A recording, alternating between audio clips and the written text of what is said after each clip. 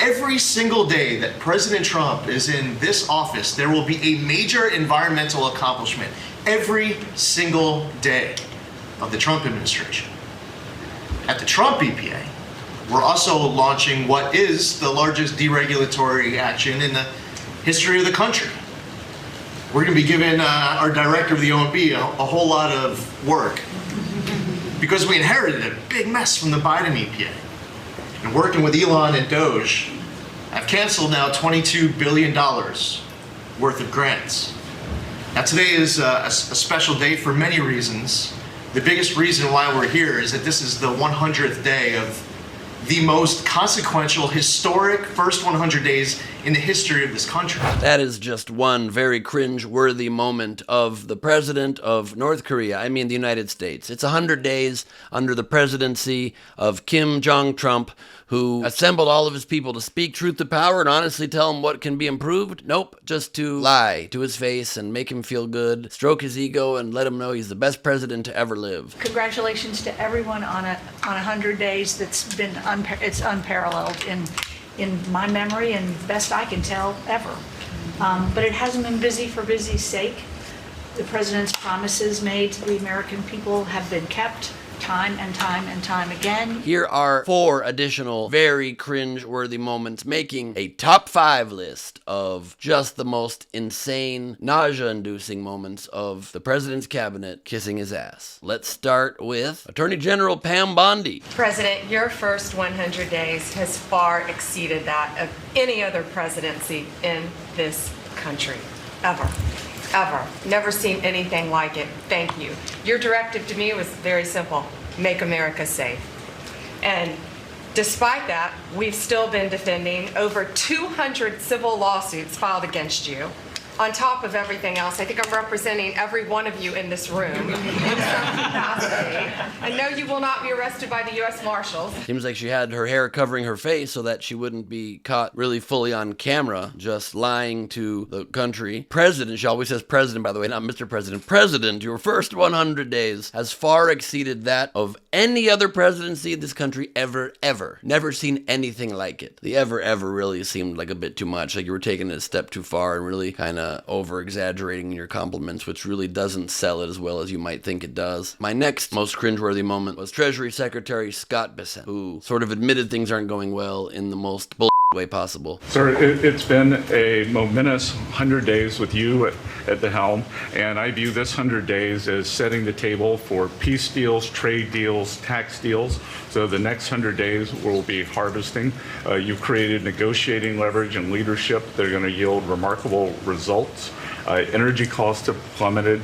Mortgage rates are down, food costs are moving lower, and American families are finding their financial footing again. Sir, it's been a momentous 100 days with you at the helm. I view this 100 days as setting the table for peace deals, trade deals, tax deals. The next 100 days we'll be harvesting. Ooh, nice farm analogy to make the point that actually nothing has been achieved so far of any consequence. Because an amazing 100 days might involve stuff like accomplishing the things that were promised to be accomplished in like a day, or in the first 24 hours, or before he took office. And that is not what we are getting. Next on the list of insanely cringeworthy moments is Interior Secretary Doug Bergam. This man ran against Trump because he didn't believe Trump was fit for office, and instead he says, they're so proud to be serving with you. Everybody I've met, whether it's in a coal mine or at the border, law enforcement, the one thing they say on those trips is, please thank President Trump from all of us. Everyone he's met, everybody he's met, whether a coal miner or the border. People aren't the border, by the way. Law enforcement, the one thing they say is, please thank President Trump for the change you're making. That's the only thing. Not there's other things we need help on. Not nice to meet you, sir. Not it's a hot day. The one thing they're saying is, please, just with your last breath, thank President Trump for us. He needs the encouragement. Clearly his ego needs a little stroking. It's really super gross. The next one on my list of top 5 moments is Special Advisor to the President, Elon Musk, wearing 2 hats like a real idiot. Well, Mr. President,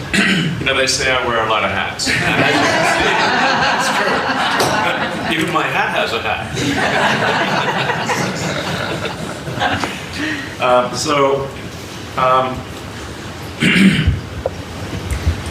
A tremendous amount has been accomplished in the first 100 days. As everyone has said, it's more than has been accomplished in any administration before. ever, period. Oh, yes, that is totally accurate, as everyone has said. Yes, yes. It's more than has been in any administration before, ever, period. Did he give him a note ahead of time, like use a bunch of extra evers, just so people know the most ever done, ever, the most ever done. So extra special ever, no takebacks, period. You're the greatest. It portends very well, but I have to leave immediately and stop working for this government because it's ruined my life. People are setting my cars on fire. He says that in the clip. Take a look at that part. You really have sacrificed a lot, been treated very unfairly. Well, they do like to burn my cars, which is not great. Could be better. So other than 71% reduction in sales of my company, and then people setting our cars on fire, and me only getting rid of $150 billion when I said I got rid of $2 billion, and me getting out quickly, very, very quickly, because it was a total failure, and I've gotten rid of a lot of spending that people relied on or that kept our country safe or our image good abroad, and we've also increased spending in other areas, actually, therefore not really cutting spending at all. So it's really just a real move we've done. So thank you for this. Can I leave now or do I have to wait till the meeting finishes? The last one, and then I have a bonus surprise for you, but the last one on the official list of top 5 moments, and really it's 6 because I gave you a free one at the beginning, is Vice President J.D. Vance, who is certainly the most afraid of Trump and definitely the most kiss-assy of them all, and that is a very, very high bar. You sit in the Oval Office and you see these portraits of presidents past, and let's be honest, most of them have been placeholders. They've been people who have allowed their staff to sign executive orders with an auto pen instead of men of action. And the reason the media attacks this administration as chaotic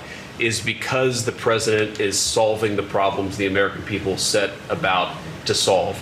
He's actually doing the things that he promised that he would do. And Mr. President, it's been an honor to be part of it for the past 100 days. He says you sit in the Oval Office and see these portraits of presidents past. Let's be honest, most of them have been placeholders. Not a man of action. People see it as chaotic because we're solving problems. That's what it is, yep. People are seeing it as chaotic because of all the problems being solved. People see problems being solved in their lives and they think this chaos has got to stop. It's not at all the actual chaos. The flouting of the laws, the taking away of people's rights, the deporting of American citizens, the stock market tanking, the prices of groceries not dropping in any sort of speed like people promised, the general fear of what's going to come when the tariffs really kick in, when our biggest trading partner, China, 145% tariffs kick in soon and the economy gets way worse. It's none of that. It's all the stuff that they're doing well that people really need stopped. And that's got to be the most cringeworthy because it comes from the Vice President of the United States, who is a heartbeat away, one Big Mac away potentially from the presidency. And it's a pretty good list of pretty bad, ridiculous, annoying statements. But 2 little bonus thoughts to leave you with quickly, if I may. And they are Secretary of State, little Marco Rubio, who knew he'd have to go in there and kiss the president's ass, and he thought, ooh, how can I kind of have a little gimmick to do with it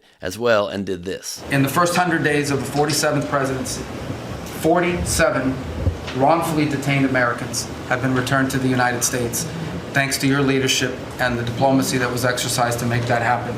47 for the 47th president in the first 100 days. And that's all credit to you, Mr. President. Oh, really cute. In the 47 days of president, you got 47 Americans released from wrongful detention. That is true. That's a good thing that Trump has done. I just would like to also point out there are still American hostages being held in Gaza, and I would like to also point out that he's also taking some American citizens out of the country without due process, which, does that get reduced from the numbers? Because then it wouldn't, the 47 cute number thing wouldn't match. I just want to be, if you're doing a cute number gimmick, I just want to make sure we are accurate to it. And lastly, one little bonus final clip for you. That was a Freudian slip for the ages. National Security Advisor Mike, I accidentally let all of the press corps in on our war plans waltz, who said the following. Mr. President, in the last 4 years, the world experienced a total lack of zero leadership under Biden.